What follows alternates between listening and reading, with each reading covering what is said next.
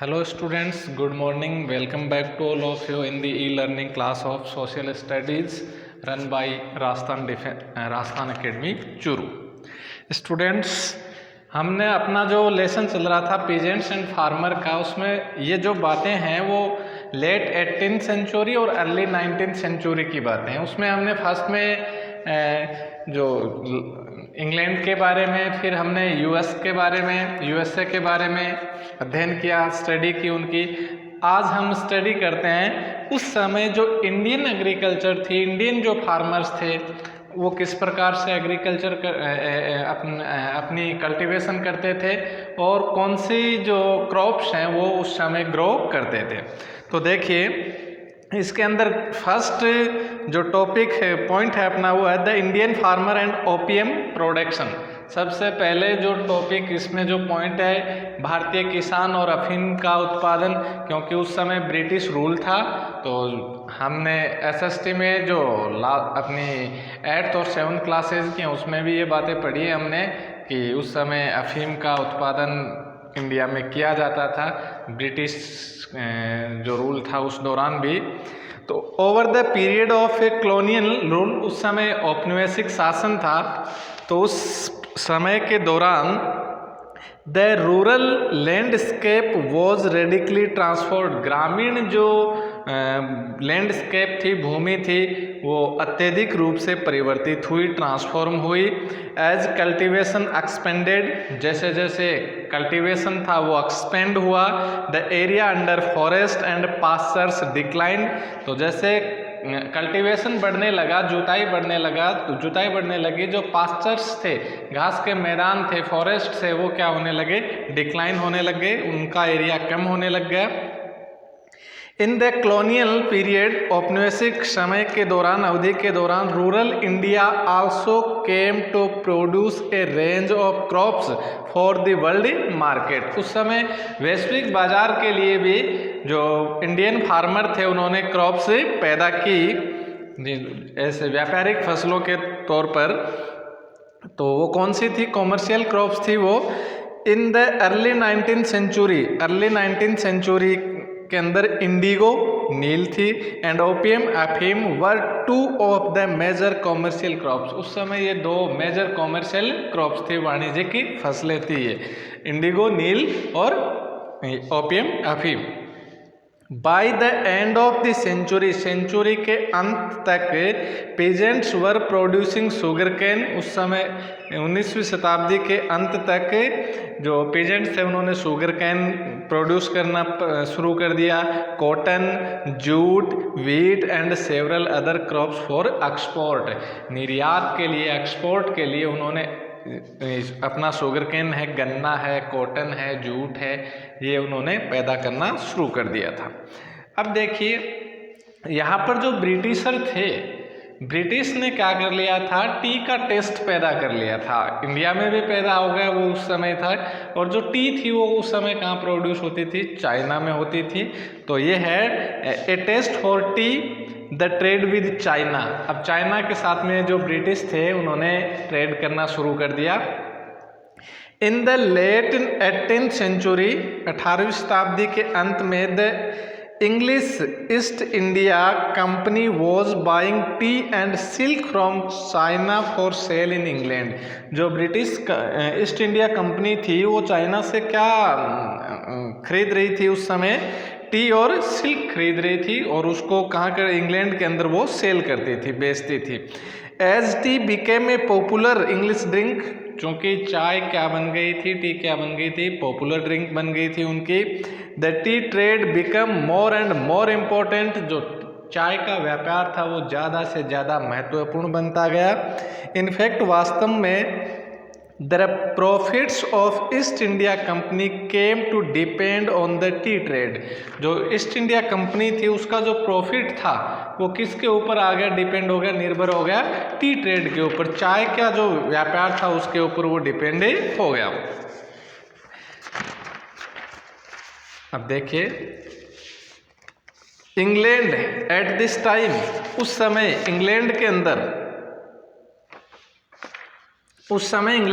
क्या हुआ, produced nothing that could be easily sold in China. उस समय इंग्लैंड के अंदर ऐसी कोई क्रॉप या ऐसा कोई दूसरा काइंड उनके पास में नहीं था जिनको इजीली चाइना के अंदर सोल्ड किया जा सके। इन सच ए सिचुएशन, तो ऐसी परिस्थिति में how could western merchants finance the tea trade. तो जो वेस्टर्न, जो पश्चिमी जो ट्रेडर्स थे, मर्चेंट्स थे, व्यापारी थे, वो टी का जो ट्रेड था वो किसके माध्यम से फाइनेंस करें, वो उसके जो भुगतान है वो कैसे करें।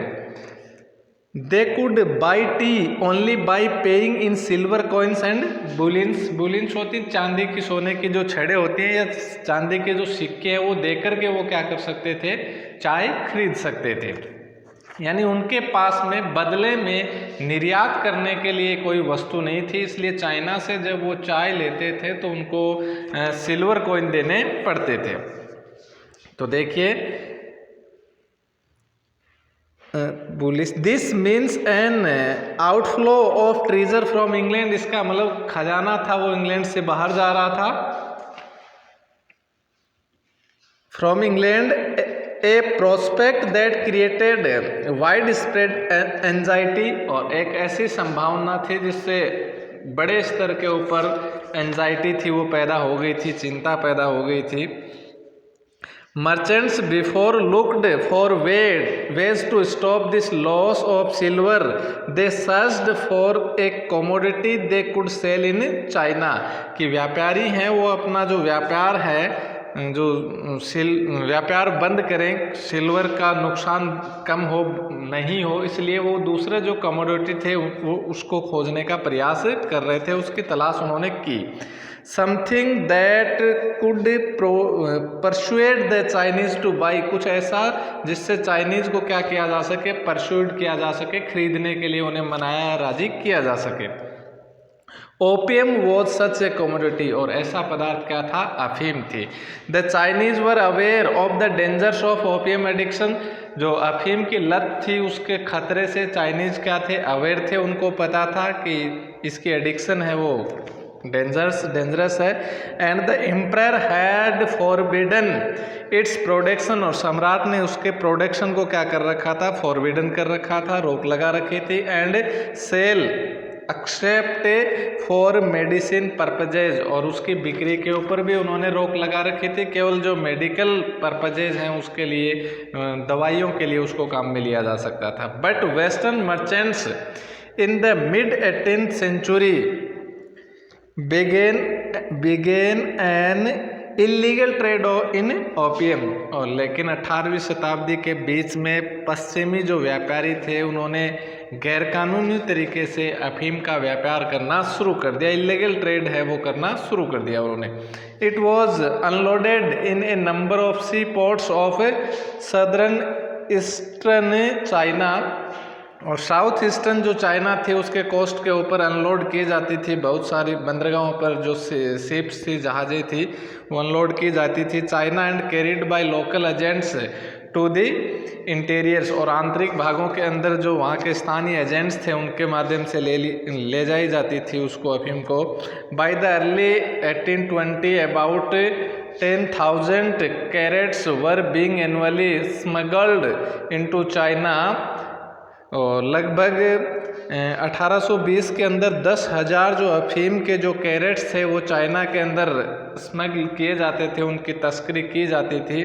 15 ईयर्स लेटर, और उसके 15 वर्ष बाद यानी 1820 के बाद 1835 तक over 35,000 carats were being unloaded every year. उस समय 10,000 थे, 15 ईयर के अंदर 35,000 जो कैरेट्स थे ओपियम के वो वहाँ पर चाइना में भेजे जाने लगे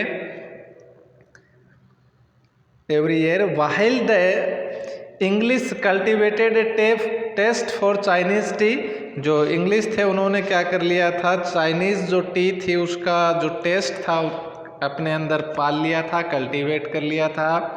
the Chinese became addicted to opium, जो चाइनीज़ थे वो क्या हो गए थे, इसके आदी हो गए थे, अफीम के नशा जो होता है उसके आदी हो गए थे। People of all cases took the drug shopkeepers and peddlers, officials and army men, aristocrats and poppers, यानी अनेक प्रकार के उच्च वर्ग के जो लोग थे या निम्न वर्ग के जो लोग थे वो सब के सब उन लोगों ने क्या शुरू कर दिया था, अफीम के वो एडिक्टिव बनने शुरू हो गए थे। भले आर्मी मैन हो, ऑफिशियल हो, पेडलर्स हो, शॉपकीपर्स हो या एरिस्टोक्रेट्स हो, यानी उच्च शाही जो उनका वर्ग था वो भी क्या बन गया था, एडिक्टिव बन गया था। लेन जेन Nux special commissioner at Canton in 1839 estimated that there were over 4 million opium smokers in China। 1839 के अंदर एक कमीशन बैठा, स्पेशल कमिश्नर था, उसने ये संभावना जारी की, उस समय अनुमान लगाया गया कि उस समय चाइना में लगभग 4 मिलियन जो पीपल थे वो स्मोकर्स थे अफीम के। As China became a country of opium addiction, क्योंकि चाइना चूँकि अब क्या बन चुका था, अफीम का नशा करने वाला देश बन चुका था, कंट्री बन चुकी थी। British trade in T florist, और जो ब्रिटिश थे वहाँ पर उनका चाय का जो व्यापार था वो फलने फूलने लगा। The returns from opium sale financed the tea purchasers in China, अफीम से जो पैसे आते थे अफीम को बेच करके, वो पैसे चाय की जो सेल वहाँ से की जाती थी, खरीदारी की जाती थी, उसके अंदर काम में लिए जाते थे। The British traders look opium from India to China, जो ब्रिटिश ट्रेडर्स थे वो जो ओपियम थी उसको इंडिया से कहाँ ले गए, China, and tea from China to England, और जो टी थी उसको कहाँ लाए, चाइना से इंग्लैंड। अफीम को ले गए इंडिया से चाइना और टी को चाइना से England. Between India and England trade followed both ways, दोनों तरीक़ों से व्यापार होता रहा। By the early 19th century में exports of handlooms from India decline, उस समय हैंडलूम का जो एक्सपोर्ट इंडिया से किया जाता था वो कम हो गया उसका। While the export of raw materials, जो कच्चा माल था उसका जो एक्सपोर्ट था सिल्क और कॉटन के रूप में, एंड फूड ग्रेन्स के अंदर इंक्रीज्ड, वो बढ़ गया था। जो यहाँ पर वस्तुएं तैयार होती थी उन वस्तुओं का जो एक्सपोर्ट किया जाता था वो एक्सपोर्ट कम हो गया, कच्चा माल था वो यहाँ से ज़्यादा एक्सपोर्ट होना शुरू हो गया। फ्रॉम इंग्लैंड से manufacture goods followed into India leading to a decline of India artisanals productions, और ये भारतीय कारीगर थे उनका जो सामान था उसके अंदर कमी आ गई। यहाँ से जो रॉ मटेरियल ले जाते और उसे मैन्युफैक्चर करके वापस इंडिया में सेल किया जाता था। तो यहाँ के जो आर्टिजनल्स जो प्रोडक्शन था, यहाँ के कारीगरों का जो उत्पादन था उसके अंदर क्या आ गई, कमी आ गई थी। Where did the opium come from, अब ये ओपियम आया कहाँ से, इंडिया में था, लेकिन इंडिया में भी कहाँ से आया। When the British conquered Bengal, जब जो ब्रिटिश थे उन्होंने सबसे पहले बंगाल को जीता, they made a determined effort to produce opium in the lands under their control, तो उन्होंने ये निश्चय किया कि उन्होंने जो विजय पाई थी तो उनके अधीन कुछ भूमि आ गई थी कि, तो उस बात के ऊपर उन्होंने दृढ़ निश्चय किया कि यहाँ पर हमारे कंट्रोल में जो लैंड है वहाँ पर हम अफीम की खेती करेंगे।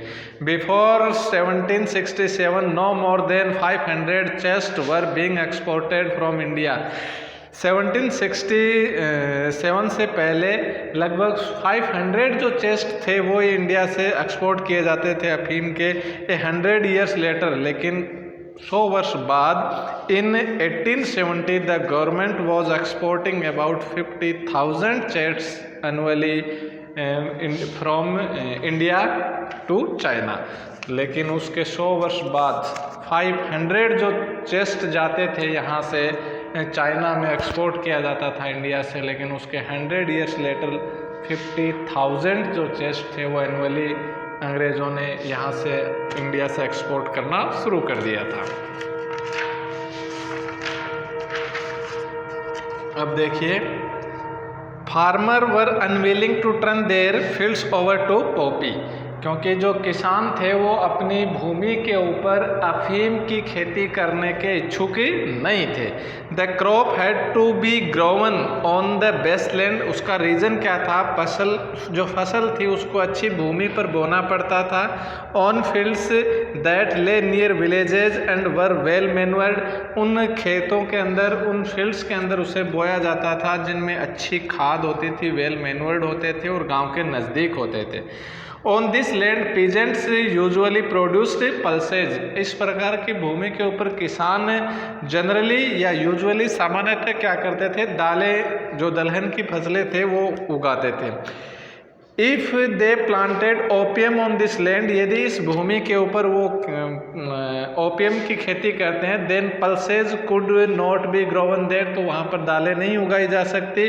और they would have to be grown on inferior land where harvest were poor and uncertain, और उसे तब उन्हें जो पल्सेज थी वो किसी अनुपजाऊ भूमि के ऊपर बोनी पड़ती थी जहाँ पर फसल कमज़ोर होती थी और अनसर्टेन भी होती थी, अनिश्चित भी होती थी, यानी वहाँ पर फसल हो भी सकती थी और नहीं भी।